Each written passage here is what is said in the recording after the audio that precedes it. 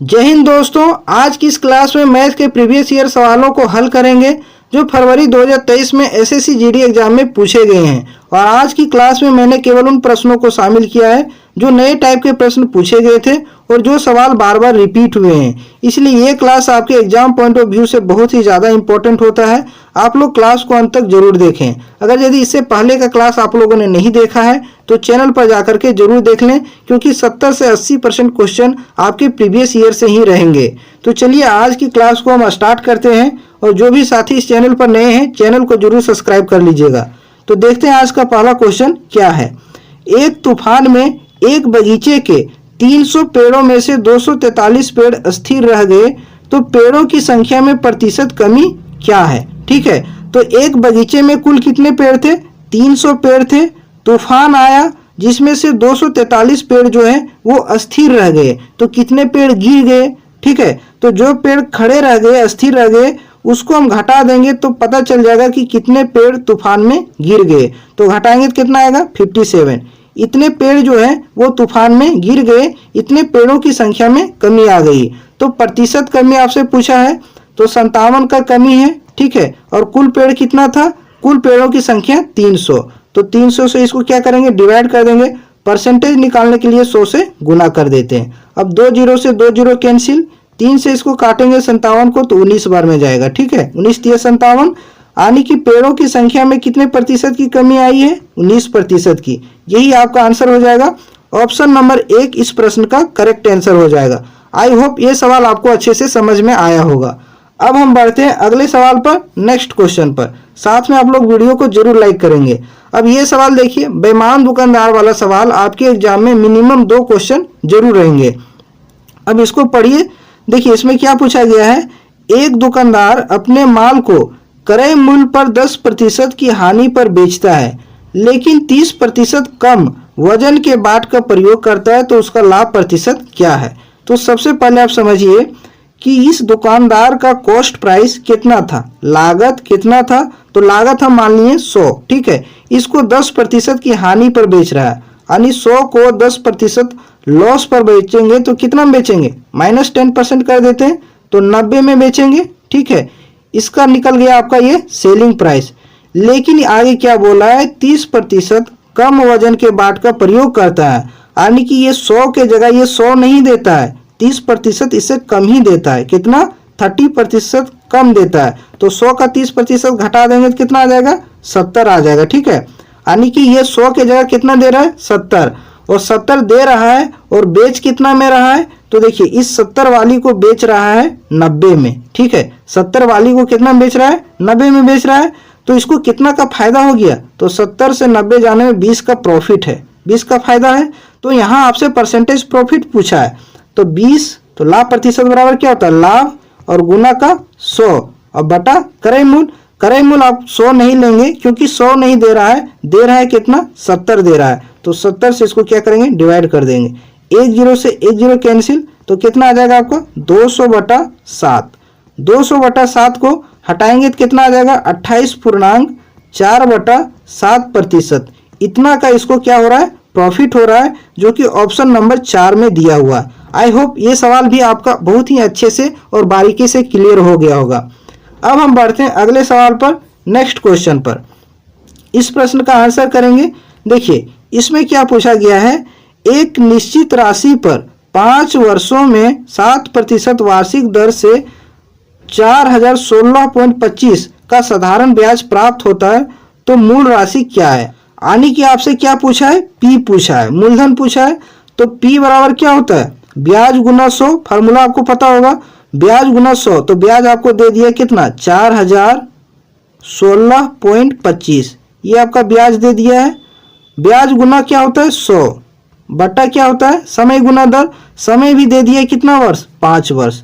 तो बटा करेंगे 5 वर्ष, और दर भी कितना है? 7% गुना 7। तो यहाँ से आपका मूलधन निकल जाएगा। बहुत ही आसान सवाल है ये। अब 100 से ऊपर में गुना हो जाएगा तो पॉइंट जो है वो आपका क्या हो जाएगा? हट जाएगा। जब पॉइंट हटाएंगे तो कितना आ जाएगा? 401,625 इतना आ जाएगा। डिवाइड कर देंगे 5 गुना 7 से। ठीक, अब इसको देखिए, यहाँ 5 से इसको कैंसिल कर सकते हैं पूरा, तो 25 8 40, 8 बार में। अब 2 अंक उतारेंगे, 16 हो गया, तो 1 0 यहाँ देना होगा। 5 3 15, 1 बच गया 12, 5 दूना 10, 2 बच गया 25 25, इतना आया। फिर 7 से इसको कैंसिल कर देंगे, तो 7 से कितना बार में कैंसिल हो जाएगा, 7 एकम 7, ठीक है, 1 बच गया 10 हो गया। फिर से 7 एकम 7, 3 बच गया यानी 33 हो गया। तो 7 चौक 28, बच गया कितना 5 यानी कि 52 हो गया। 52 हो गया तो 7 7 49, 3 बच गया और 7 5 35, तो कितना आ जा रहा है 11,475। ऑप्शन नंबर 2 इस प्रश्न का सही आंसर हो जाएगा। समझ पाए, ये बिल्कुल आसान था। आपका दर दे दिया हुआ था, समय भी दे दिया हुआ था और ब्याज भी दे दिया हुआ था, तो आपसे केवल मूलधन निकालना था। ठीक है, बिल्कुल ही आसान सवाल था और इसी टाइप के प्रश्न आपके एग्जाम में पूछे जाएंगे, इसलिए आपको हड़बड़ाना नहीं है, सवालों को आसानी से सॉल्व करने का तरीका सीखना है। अब इस प्रश्न को देखिए, इसमें क्या पूछा गया है, एक यात्रा में ठहरावों को छोड़कर एक ट्रक की चाल 90 किलोमीटर प्रति घंटा है और ठहरावों के साथ ट्रक की चाल 36 किलोमीटर प्रति घंटा है। वह ट्रक प्रति घंटे कितने मिनट के लिए रुकता है। इस टाइप का सवाल आपके एग्जाम में बार बार पूछा जाता है। ठीक है, तो देखिए, ट्रक अगर बिना रुके चले तो चाल कितना है 90 किलोमीटर प्रति घंटा और रुक रुक के चलता है तो चाल कितना हो जाता है 36 किलोमीटर प्रति घंटा। तो वह प्रत्येक घंटे कितने मिनट के लिए रुकी है, ये आपसे पूछा गया है। तो सबसे पहले यहाँ लिखते हैं विदाउट स्टॉपेज, अगर बिना रुके चले तो विदाउट स्टॉपेज। ठीक है, विदाउट स्टॉपेज ट्रक की चाल कितना है 90 है, आपको दे दिया है ट्रक की चाल 90 है। और रुक रुक के चले तो विथ स्टॉपेज, विथ स्टॉपेज रुक रुक के चले तो चाल कितना हो जाता है 36। समझिएगा आराम से, 36 हो जा रहा है। ठीक है, तो यहाँ समझने वाली बात है कि अगर ट्रक रुक रुक के चलेगा तो डेफिनेटली उसके स्पीड क्या हो जाएंगे, घट जाएंगे। ठीक है, तो देखिए स्पीड में कितना परिवर्तन आ गया है, कितना का परिवर्तन आया है।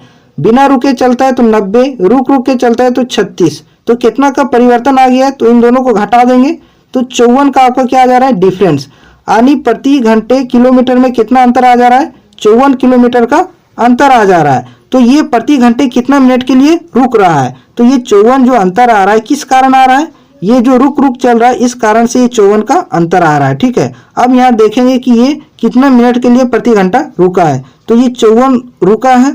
ठीक है, यही आपका क्या हो जाएगा डिस्टेंस हो जाएगा, यही आपका क्या हो जाएगा डिस्टेंस हो जाएगा।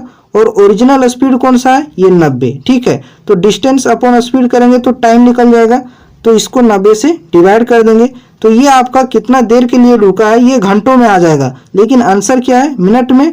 तो मिनट में करने के लिए 60 से गुना कर देंगे, क्योंकि 1 घंटे में 60 मिनट होता है। ठीक है, अब इसको कैंसिल कर देंगे, 0 से 0, 9 से 9 छक 54 और 6 छक कितना हो जाएगा 36, यानी कि 36 मिनट जो है वो प्रति घंटे रुकती है ट्रक। ठीक है, तो इस क्वेश्चन का करेक्ट आंसर आपका हो जाएगा 36। आई होप ये सवाल आपको क्लियरली समझ में आया होगा। ठीक है, अब हम बढ़ते हैं अगले सवाल पर, नेक्स्ट क्वेश्चन पर। देखिए इस प्रश्न को सॉल्व करिए। इसमें क्या बोला गया है, 192 और 480 का लघुत्तम यानी एलसीएम x के 100 गुना से 60 अधिक है, तो x का मान क्या है।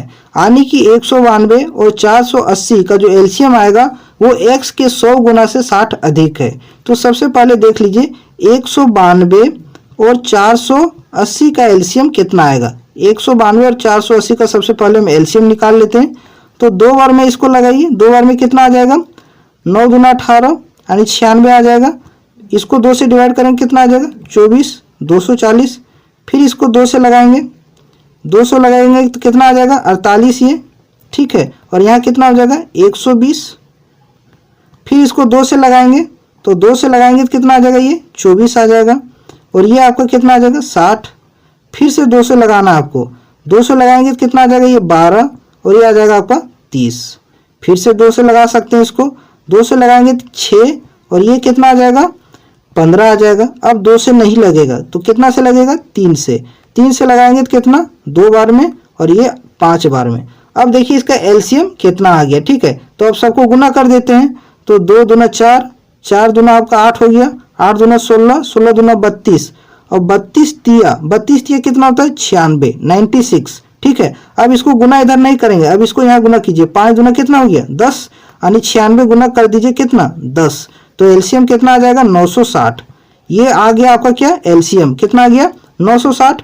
अब यही जो है वो x के 100 गुना से 60 अधिक है, यानी x के 100 गुना, x का कितना गुना 100 गुना, तो यहाँ हम लिखते हैं 100x। ठीक है, x का 100 गुना करेंगे तो 100x हो जाएगा, से 60 अधिक है तो प्लस का 60 करेंगे, बराबर इस एलसीएम के बराबर कर देंगे। कितना है एलसीएम 960, तो 960 के बराबर कर देंगे। यही आपसे कहा गया क्वेश्चन में। अब ये 60 उधर जाके घट जाएगा तो 100x बराबर कितना आ जाएगा 900। कितना आ जाएगा 900 100x बराबर, तो ये 2 जीरो से 2 जीरो कैंसिल, तो x का वैल्यू कितना आ गया 9। ठीक है, तो 9 इस प्रश्न का करेक्ट आंसर हो जाएगा। ऑप्शन नंबर 4 इस सवाल का सही आंसर हो जाएगा। समझ पाए इस सवाल को? अगर कोई डाउट रहता है तो कमेंट करके जरूर बता सकते हैं। अब इस प्रश्न को देखिए, इसमें क्या पूछा गया आपसे, यदि 6 पुरुष या 8 महिलाएं 21.5 दिनों में एक खेत की कटाई कर सकते हैं तो 14 पुरुष और 10 महिलाएं इस खेत को काटने में कितना समय लेंगे। तो यहाँ आपसे क्या बोला है 6 पुरुष या 8 महिलाएं, यानी 6 पुरुष जितना देर में काम करेगा उतना ही देर में 8 महिलाएं काम को करेंगे। ठीक है, तो यानी कि 6 पुरुष का जो कार्य क्षमता होगा, पुरुष को क्या बोलेंगे एम, यानी कि मेल, 6 पुरुष का कार्य क्षमता होगा वही आपका 8 महिलाओं का भी कार्य क्षमता होगा, इज इक्वल टू 8 फीमेल। तो यहाँ से हम इन दोनों के कार्य क्षमता का हम रेशियो निकाल लेंगे। 2 से इसको कैंसिल करेंगे कितना आ जाएगा 3, 2 से कैंसिल करेंगे तो कितना आ जाएगा 3, और 2 से इसको कैंसिल करेंगे तो आ जाएगा 4, यानी कि 3 male is equal to 4 female. ये कार्य क्षमता निकल गया। यहाँ से इसको हम बटा में लिख लेते हैं m बटा f, यानी कि मेल बटा फीमेल। तो m बराबर कितना हो जाएगा 4 हो जाएगा, पलट जाता है, और f बराबर कितना हो जाएगा आपका 3 हो जाएगा। या तो आप इस पुरुष में इस 4 कार्य क्षमता रख के टोटल वर्क निकाल सकते हैं, या तो इस महिला में इस कार्य क्षमता को रखकर टोटल वर्क निकाल सकते हैं। अब जिसमें चाहें उसमें कर सकते हैं। तो हम इस पुरुष का निकालते हैं, 6 पुरुष हैं और एक पुरुष का कार्य क्षमता कितना है 4, तो 6 पुरुष का कार्य क्षमता कितना हो जाएगा 6 गुना 4, कुल कार्य क्षमता हो गया 6 पुरुष का। कितना दिनों में कर रहे हैं 21.5 दिन में, तो 21.5 से गुना कर देंगे, ये आपका टोटल वर्क निकल जाएगा। समझ पा रहे हैं? ठीक है, ये आपका टोटल वर्क निकल गया। यही काम को ये 14 पुरुष और 10 महिलाएं कितने समय में करेगी ये आपसे पूछा गया है। तो 14 पुरुष है, ठीक है, और एक पुरुष की कार्य क्षमता कितना है 4, तो 14 पुरुष की कार्य क्षमता कितना हो जाएगा 14 चक 56 हो जाएगा। ठीक है, और महिला कितना है 10, एक महिला की कार्य क्षमता कितना है 3, तो 10 महिला की कार्य क्षमता कितना हो जाएगा 30।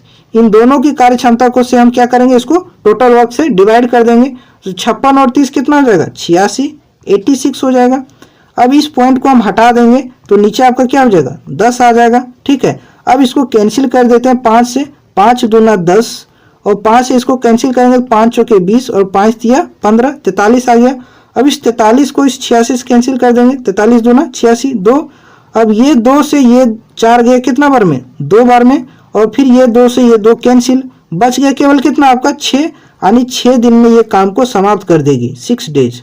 ठीक है, आई होप ये सवाल समझ में आया होगा।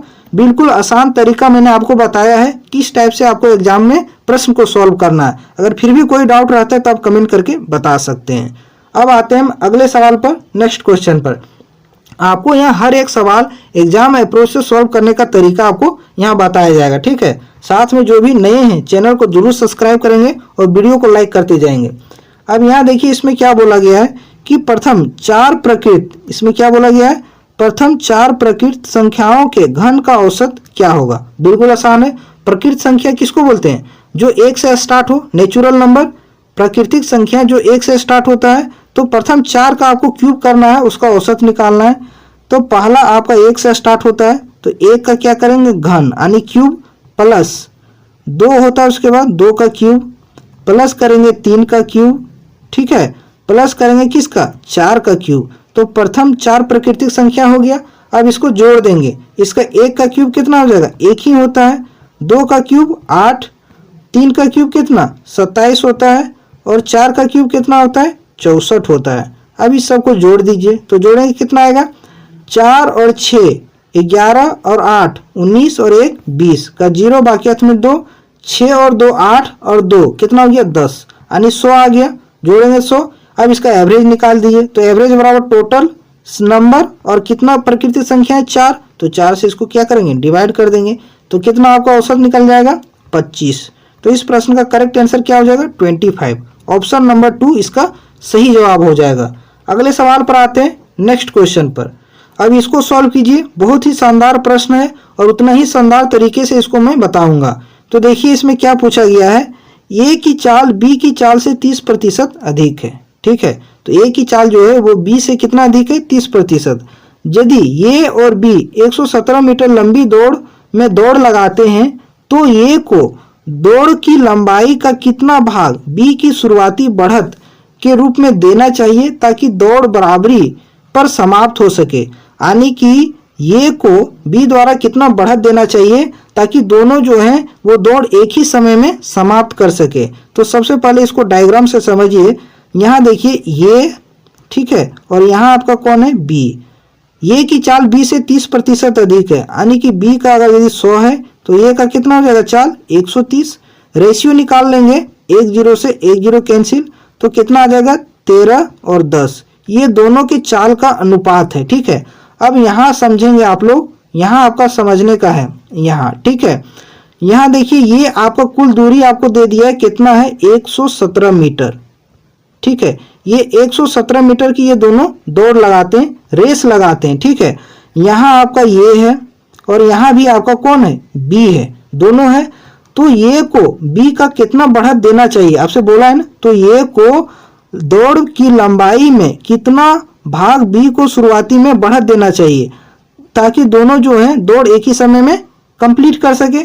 तो यहाँ देख सकते हैं कि बी का चाल जो है 10 है और ए का चाल कितना है 13 है, यानी कि बी को ज़्यादा समय लगेगा क्योंकि कम इसका स्पीड है और ए का स्पीड ज़्यादा है, तो ये तुरंत कवर कर लेगा। तो बी को कितना शुरुआती बढ़त देना चाहिए, यानी कि मान लीजिए कि बी आपका यहाँ है, यहाँ से अगर बी रेस को स्टार्ट करता है, बी यहाँ से रेस को स्टार्ट करता है, बी अब यहाँ नहीं है, इसको नहीं मानेंगे, बी यहाँ आपका नहीं है, बी कहाँ हो गया यहाँ हो गया। ठीक है, तो यहाँ तो चल गया बी, तो यहाँ से यहाँ तक का कुछ तो दूरी होगा, तो इस दूरी को हम मान लेते हैं क्या x। कितना होगा x किलोमीटर जो है ये जो है b को बढ़त दिया और ये आपका यहीं से स्टार्ट करेगा और b आपका यहाँ से स्टार्ट करेगा। ठीक है, तो यहाँ से यहाँ तक की कुल दूरी कितना है, यहाँ से यहाँ तक का कुल दूरी कितना है, तो कुल दूरी आपका है 117, जिसमें से यहाँ से यहाँ की कुल दूरी आपका x है, तो इधर कितना बच गया 117 माइनस एक्स। समझिएगा यहाँ कितना बच गया 117 माइनस एक्स, ये डिस्टेंस है, तो ये आपका 117 माइनस एक्स बी तय करेगा और यहाँ से यहाँ तक कुल जो है ये तय करेगा और दोनों एक ही समय में रेस को कंप्लीट करेंगे। तो यहाँ देखिए कुल दूरी कितना है 117 और ये की चाल कितना है 13, तो 13 से इसको डिवाइड करेंगे, दूरी बटा चाल बराबर समय, और इन दोनों का जो समय है वो बराबर है, एक समय में कंप्लीट कर रहे हैं। बी कितना दूरी चलेगा, बी आपका यहाँ से यहाँ तक चलेगा और यहाँ से यहाँ तक की दूरी कितना है 117 और माइनस का x है। ठीक है, और b का चाल कितना है, b का चाल आपका 10 है, तो 10 से इसको डिवाइड कर देंगे। ठीक है, अब यहाँ से हम निकाल लेंगे, अब इसको कैंसिल कीजिए 13 से, 13 9 17 से 9 बार में कैंसिल हो जाएगा। ये 10 को 9 से गुना कर देंगे कितना आ जाएगा 90, 90 बराबर आपका कितना हो जाएगा 117 माइनस एक्स। ठीक है, माइनस एक्स, एक्स आपका इधर आ जाएगा 90, उसमें से जाके घट जाएगा, कितना बच जाएगा 27।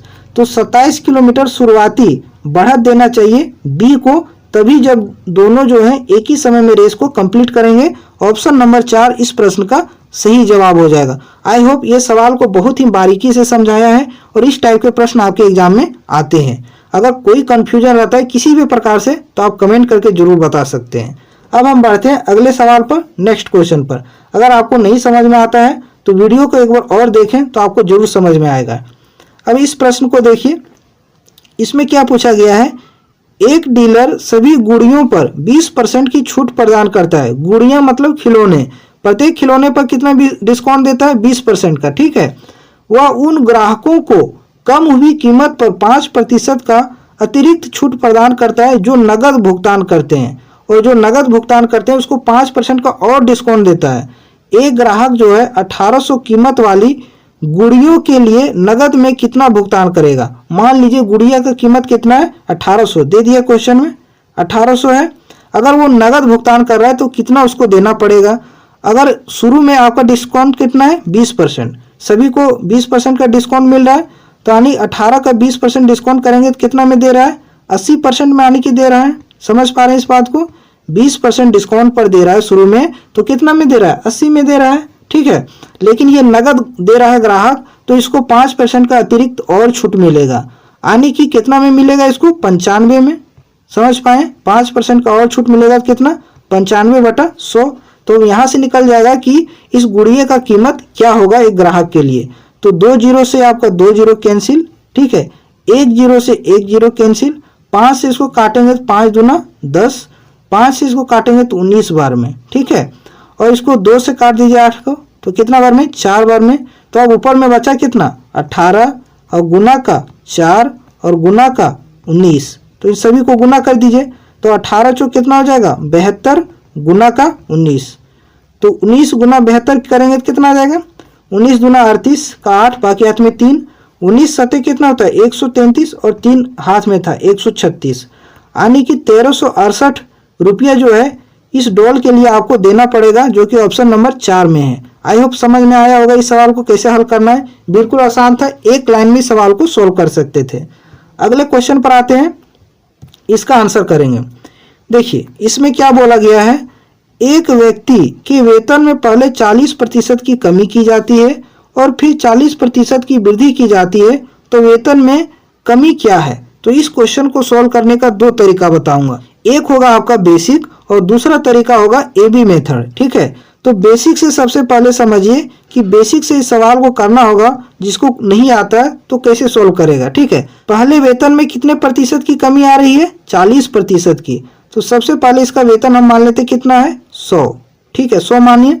तो 40% का कमी आ गया, -40% कर देंगे, तो 40% 100 में घटा देंगे तो कितना आ जाएगा, 60 आ जाएगा, ठीक है। तो इसका वेतन कितना हो गया, 60 हो गया।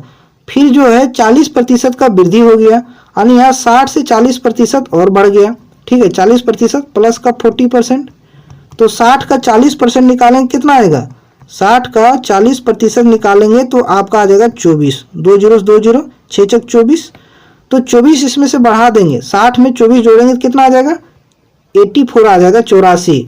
तो आपसे क्या पूछा है कि वेतन में कितने प्रतिशत की कमी आई है, वेतन में कितने प्रतिशत की कमी आई है। शुरू में इसका वेतन था कितना, 100, अब वेतन कितना है, 84, तो कितना कमी आ गया है, 16 का कमी आया, 16% का, ठीक है। 84 में 16 जोड़ेंगे 100 आ जाएगा, 16% का कमी आया, यही इस प्रश्न का सही आंसर हो जाएगा। दूसरा तरीका इसका है AB मेथड, ठीक है। पहले क्या है, 40% की कमी है, तो कमी को माइनस में लिखेंगे, -40%, ठीक है।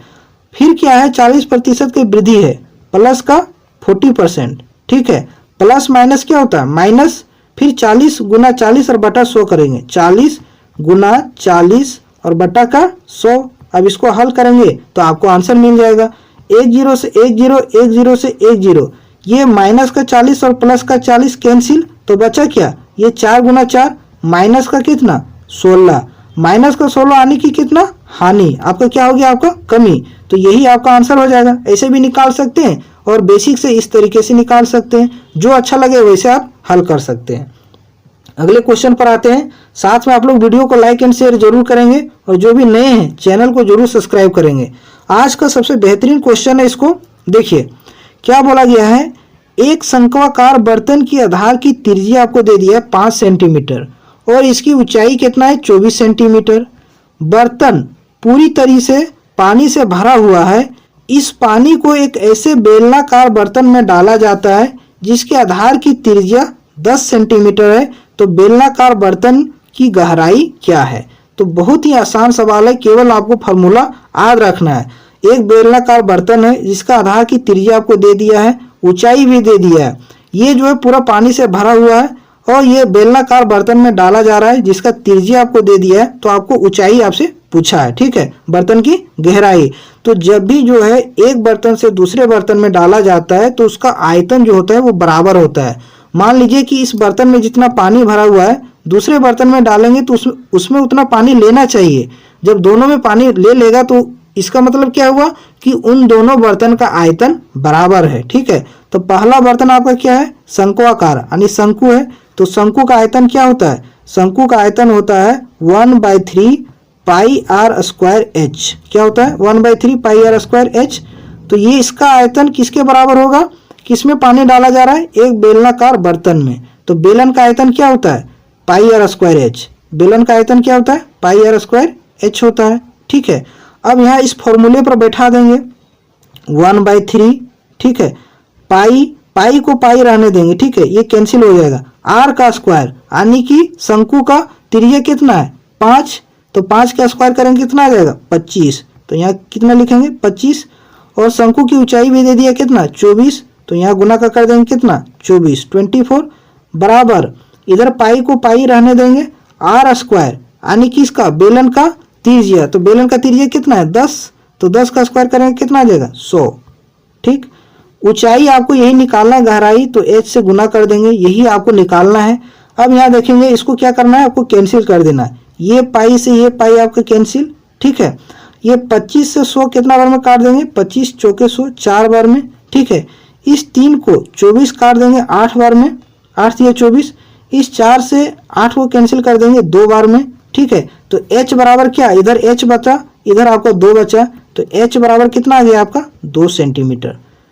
तो बेलनाकार बर्तन की गहराई कितना है 2 सेंटीमीटर, इस प्रश्न का सही आंसर हो जाएगा। केवल आपको फॉर्मूला याद रखना था, जब भी एक बर्तन से दूसरे बर्तन में कोई चीज को डाला जाता है तो उस दोनों बर्तन का आयतन जो होता है बराबर होता है। वही हम किए यहाँ, शंकु का आयतन बराबर बेलन का आयतन। ठीक है, अब आते हैं हम अगले सवाल पर, नेक्स्ट क्वेश्चन पर। इस प्रश्न का आंसर करेंगे। ये भी देखिए कुछ उसी टाइप का प्रश्न है। क्या बोला गया है, एक बेलन का कुल पृष्ठीय क्षेत्रफल ज्ञात कीजिए जिसकी ऊंचाई 5.5 mm है और आधार का व्यास आपको कितना दे दिया है 10 दे दिया है। ठीक है, तो बेलन का कुल पृष्ठीय क्षेत्रफल आपको निकालना है। तो बेलन का कुल पृष्ठीय क्षेत्रफल का फार्मूला क्या होता है, इतना आपको पता होना चाहिए। तो बेलन के कुल पृष्ठीय क्षेत्रफल का फार्मूला होता है 2πr, ठीक है, इंटू h प्लस